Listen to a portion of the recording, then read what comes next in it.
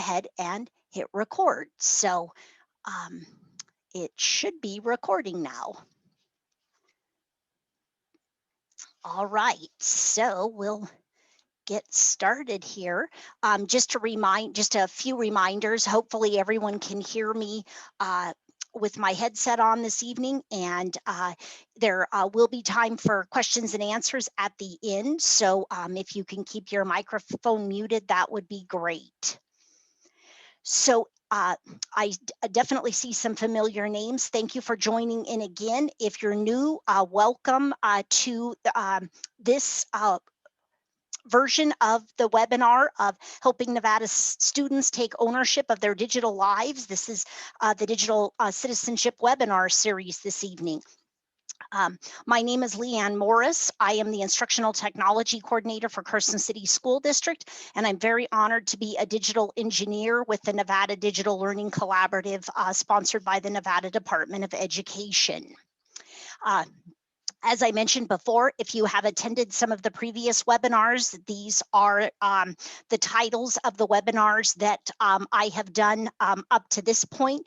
You can see tonight we're going to be focusing on the three elements: access, etiquette, and law this evening, for those three elements around how students can be using technology and being responsible with social kinds of activities. Safety and savvy were focused on previously.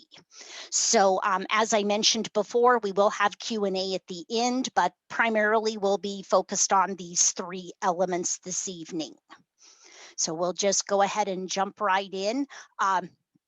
Just to make sure that I give credit where credit is due, the elements that I have been focusing on, this is the third webinar that I have focused on the 9 elements of digital citizenship by Mike Ribble.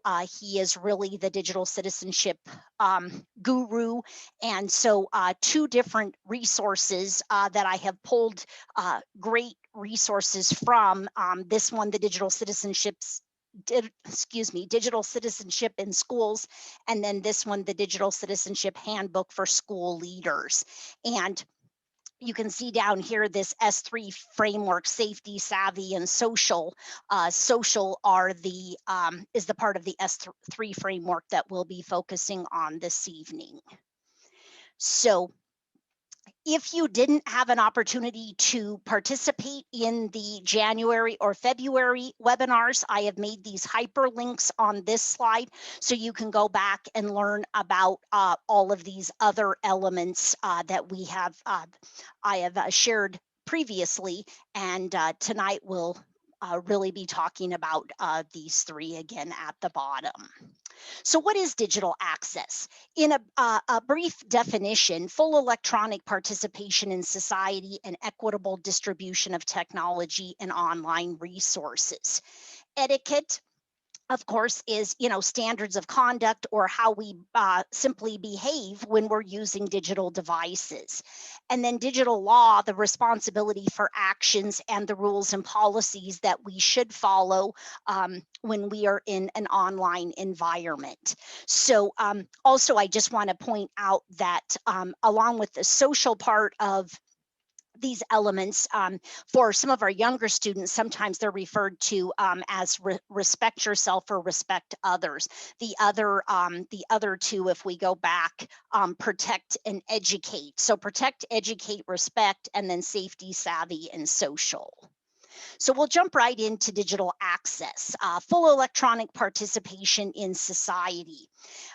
For those of you that may not have been with me before, just a reminder that most of any image will be a hyperlink to something else. I do want to point out specifically that there is a great website, Let's Talk Science, from the state of California, that has some great resources about digital citizenship. So on our call tonight, you'll be able to access this as well. So I just wanted to point that out. And they pose great questions. Can all technology users participate in a digital society at acceptable levels if they choose? So just to point that out. there is a deeper dive to the definition of access, but really that equitable distribution of access to technology and online resources, not only at school, but also at home, and how can educators help provide lessons that are and especially with the pandemic and everything that we have been doing, what does that look like? And we have been so fortunate here in the state of Nevada. I really want to highlight this, that the coalition of public-private partnership called Connecting Kids was formed by the governor's task force to provide 100% of our students in the state of Nevada to have access to a computer and internet access. Uh, if we click on this link, this will actually take us to that website. And the really, I think, phenomenal thing about this is that really Nevada is leading the nation in this, in how many students didn't have access to technology and internet access. We were able to secure over 18,000 hotspots from the T-Mobile national program. And so this dashboard helped everybody that was involved with this stay on track. So there's a lot of thank yous to go out to these public partners, the Elaine Wynn Family Foundation, Communities and Schools for Nevada, the Public Education Foundation, R&R Partners, among others, but really helping our students in the state of Nevada have the access that they needed, especially in our remote only environments. And we're obviously very excited as kids are coming back into the school buildings, but being able to provide this when it was really needed and as we move forward. So I wanted to do a shout out for that. As each element, as I discuss each element, I want to try to give some specific lesson ideas that come out of that digital citizenship handbook. And so specifically, access can also be, we need to think about accommodations for individuals that may have special needs. And so in an elementary classroom, or specifically upper elementary, what kind of technology do we have access to in our specific buildings, or is there something that somebody might be able to use that would be helpful in their learning? So a couple more examples for middle school and high school students: have students, research assistive technologies as well, in addition to, some of the resources that are available as accommodations. And then for our high school students, what does technology look like in other countries? How does that compare to, different accommodations that we may have here in the United States? And do we have adequate technology compared to others, or do they compared to us? So that is those are some lesson ideas specifically about and around digital access. I also wanted to just give you a few examples of what appropriate digital access, focusing on our Connecting Kids at the beginning of this section, definitely is a real highlight. This is a hyperlink to an education resource agency in the heartland of America. Actually, that's, as you can see, that's what the name of it is. But they had some very specific things, like what kind of community resources are available at public libraries in communities, different kinds of assistive devices that may be available for people that need, that may need extra help with internet access. Another thing I want to point out on this slide specifically is open education resources. If you're not familiar with OER, I definitely recommend that you take a look at that, because sometimes there are other resources that are out there that maybe we don't know about. And if you if you basically just do a search for open education resources, there's a whole coalition of folks that are out there that are developing those resources.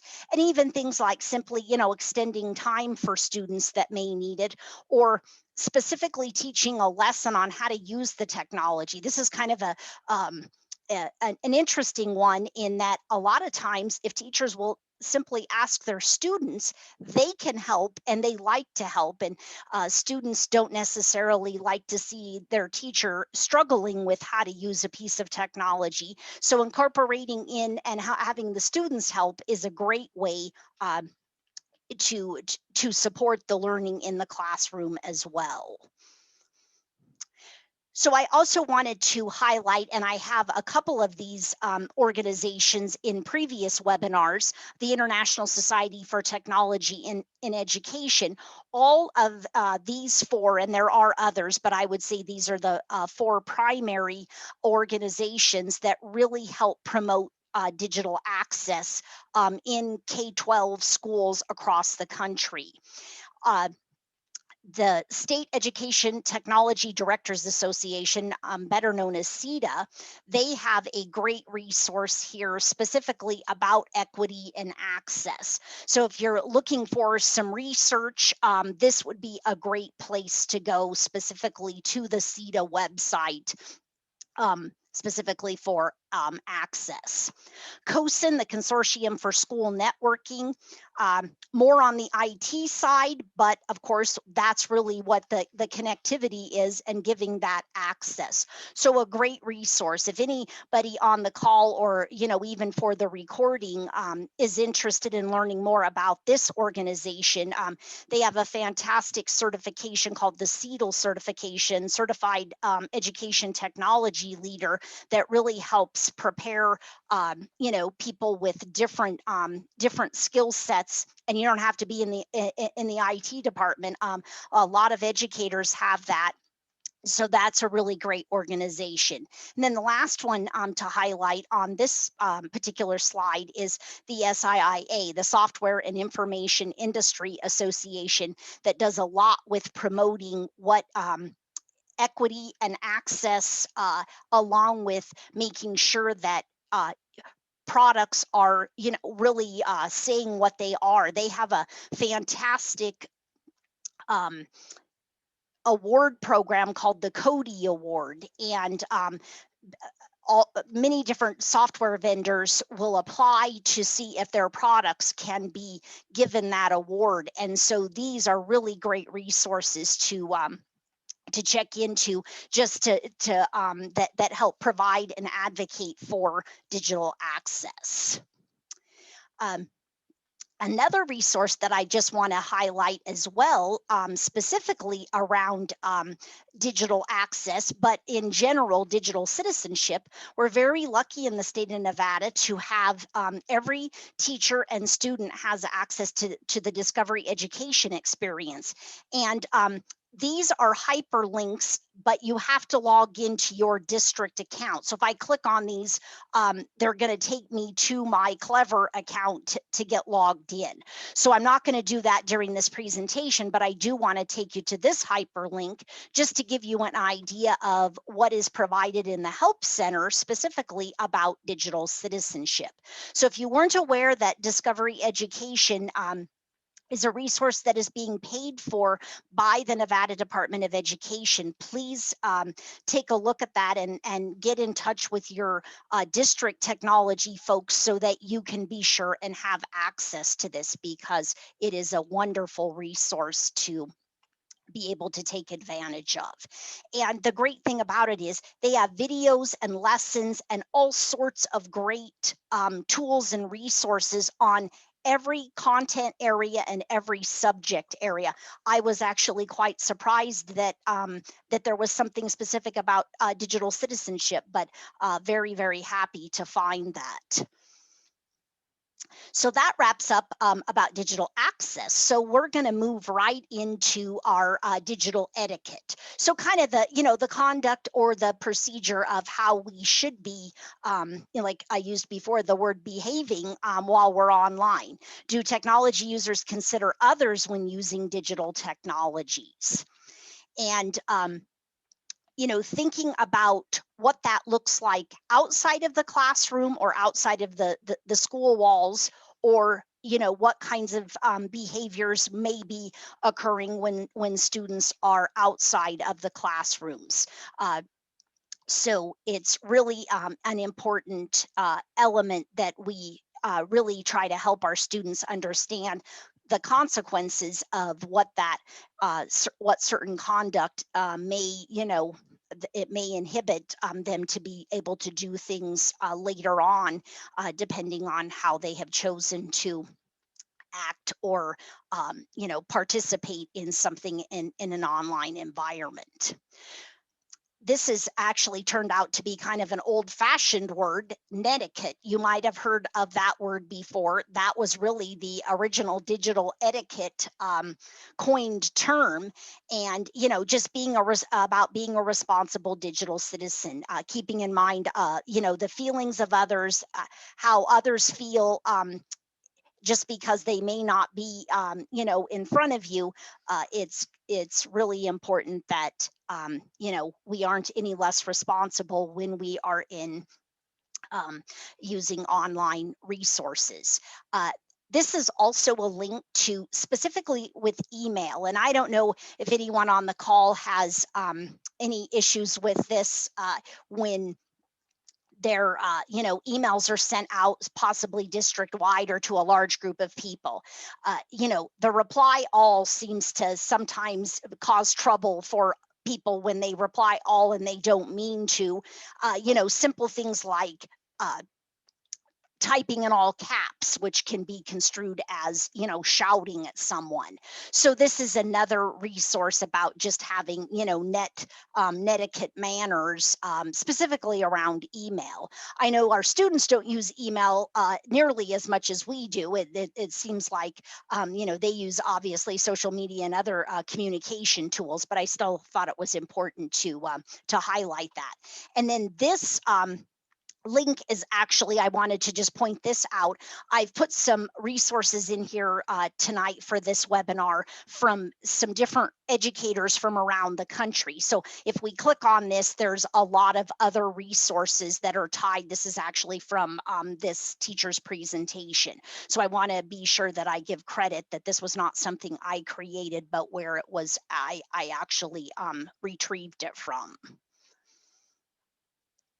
So oops, I guess I actually did click on it. Digital etiquette for fourth graders, and it's a whole slide deck. There, the teacher's name, or it could have been a student as well, but I thought it had some great information by someone named Alex.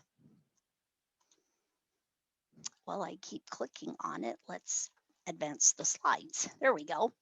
All right, so a couple of lesson ideas for digital etiquette for our youngest students, and this I have heard has possibly been a problem with some of the students that have had the computers at home, just keeping food and drink away and, taking care of the device. That is all part of digital etiquette. And this particular lesson idea, defining and providing support for, why is it important that we want to be treated in a digital environment just like we are in a face-to-face environment. Another resource here, there is no real world and digital world. It's all, we all need to treat others in both spaces the same. So two lesson ideas. Here's two more specifically for middle school and high school. You may have seen this poster before, but I liked, there was it took it to kind of another level about the idea of the step. Stop, think, all of these. Is it true? Is it helpful? Down this poster. But then, do we try to empathize with others that are might be feeling bad about something, or trying to put ourselves obviously in their shoes? And then do we think before we post something? So some great ideas for middle school students. And kind of to take it one step further, for the high school students, have students define empathy. How can they show it online? Could they give some examples of something they may have done sometime that really showed that they were being empathetic towards somebody else? So those are some other resources from, once again, that Digital Citizenship Handbook for School Leaders. I have mentioned Brainpop in previous webinars. They have some great resources on digital etiquette. Brainpop is a subscription service, but they also have a lot of resources that are free. And I want to just focus a minute on this. This will take us right to this lesson on the Brainpop website. But I want to just draw your attention to this little lock over here. What this shows is Brainpop has 12 different activities that have to do with digital etiquette. Only one of these, this creative coding, is the only one that's locked. So if you don't have Brainpop at your school, you don't have a subscription, you still have access to 11 out of the 12 lesson ideas here on digital etiquette. So if you haven't already clicked on it, I will, and then you can see just the format, the standards, lesson ideas, and you can actually create your own quiz. So Brainpop is a wonderful resource. We're very lucky here in Carson City that we do have a subscription, but like I said, you certainly don't have to have one in order to use this resource. I have mentioned this particular website in previous webinars as well, this digital responsibility. I wanted to highlight it specifically in our digital etiquette because Carrie Rogers Whitehead, who is the owner and the contributor to this website, has just recently published this book, Becoming a Digital Parent. And I've tried to include some parent resources in my webinars as well. So the practical guide to help families navigate technology. And I really liked this for some of the younger students. This was actually a screenshot out of one of the pages in this book about using this acronym LAST. If something is upsetting a child, think about these things. Leave the screen, ask an adult, say something, and then, think about what would be the best thing to do. So just to highlight and give Carrie some kudos to the work that she has been doing around this digital responsibility. This is a great resource specifically that was just published.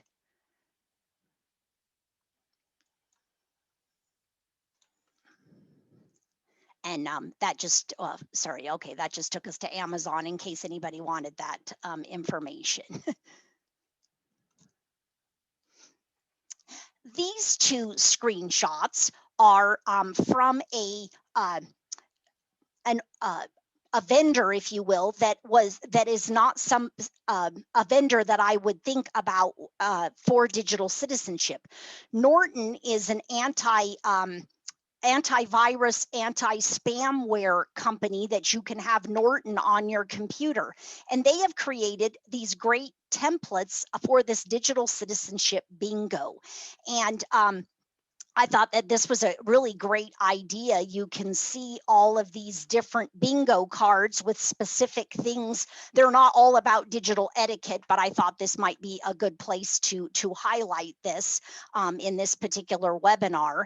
And this one is actually a template for digital citizenship Jeopardy if you wanted to come up with different questions that had to do with these topics.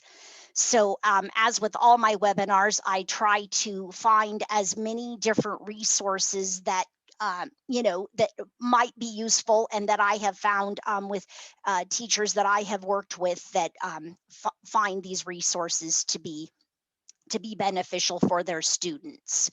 So the digital citizenship bingo and the digital citizenship Jeopardy. I also have try to tie all of the information back to standards and competencies. The ISTE standards, I just mentioned about ISTE. There is a particular standard that really fits into digital etiquette, so I wanted to highlight this. Students engage in positive, safe, legal, and ethical behavior when using technology, including social interactions online or when using network devices. And this is a hyperlink to the ISTE website that you can go directly to these standards. And keep in mind that there are standards for students, educators, education leaders, coaches, computer science teachers. So ISTE is a wealth of information and excellent resources for anything that has to do with technology. And so that takes us to the last element this evening, which is digital law, and the responsibility for actions and deeds, and knowing those rules and policies. So we'll jump right into this. Um, Really making sure that our students understand, what the consequences are, and also trying to always take an approach as to, what should we be doing rather than what we shouldn't be doing, and taking that positive spin on, the approaches that we use in our schools. This slide, I apologize, has way too much text on it, but I thought that these resources would be great for you to have. Laws apply to anyone who works or plays online.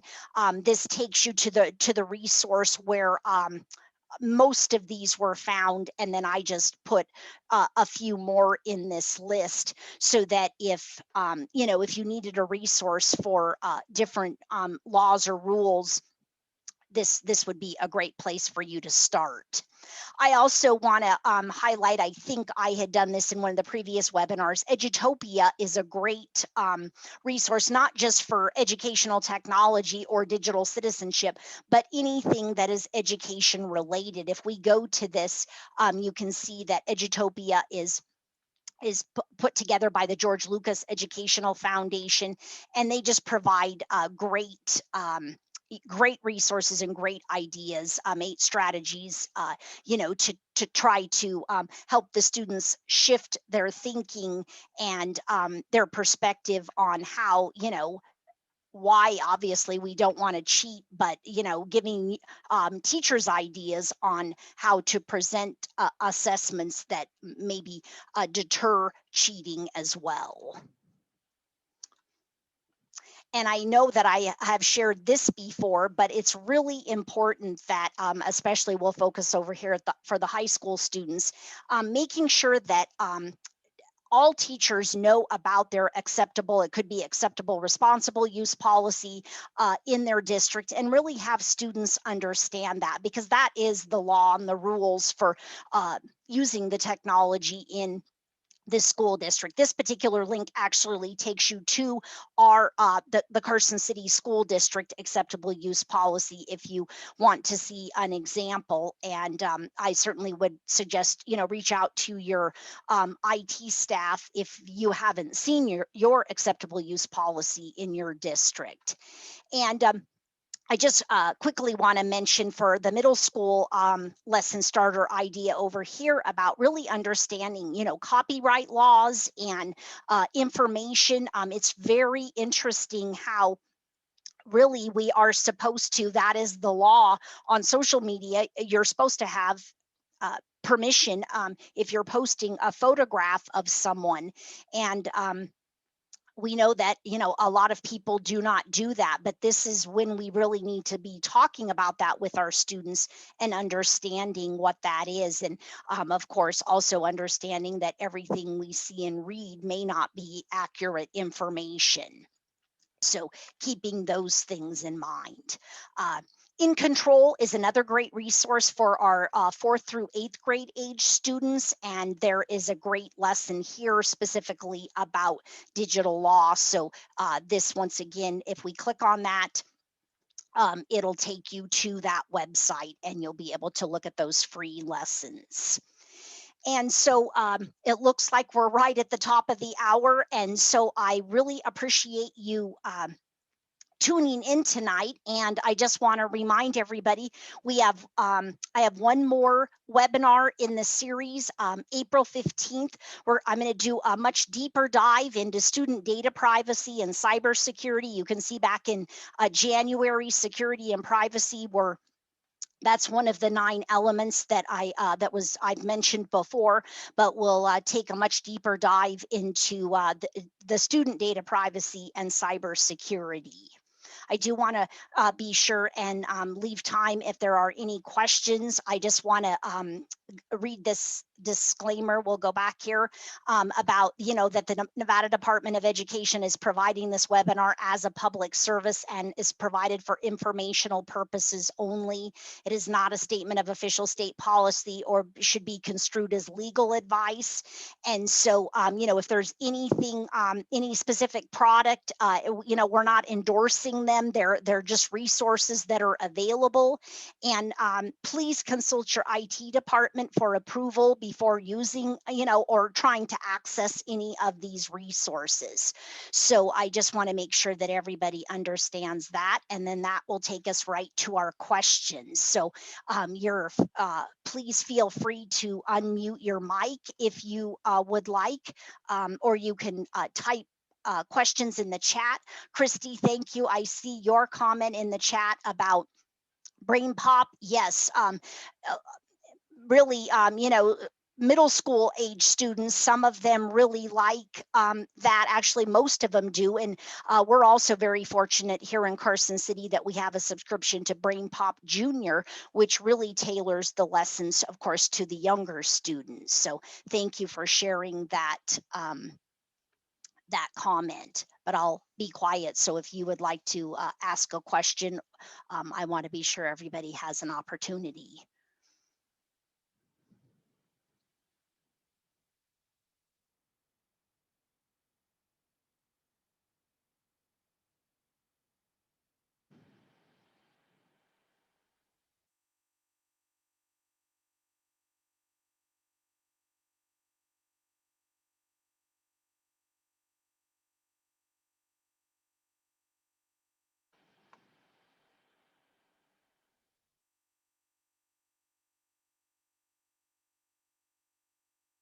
Okay.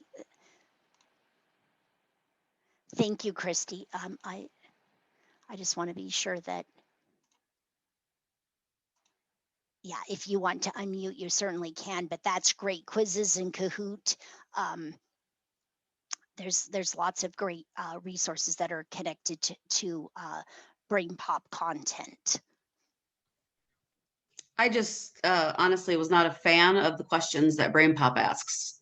Oh, okay. In their quizzes, the questions are either extremely over their heads or they're so minor that it's just, I did not like them at all. So I would either go to Quizzes or Kahoot and search for it and either find somebody's and tweak it or made my own, because I did not like their quizzes at all. Okay, that's great feedback, and the way to remix, different tools to make them work for you and your students. Thank you for sharing that.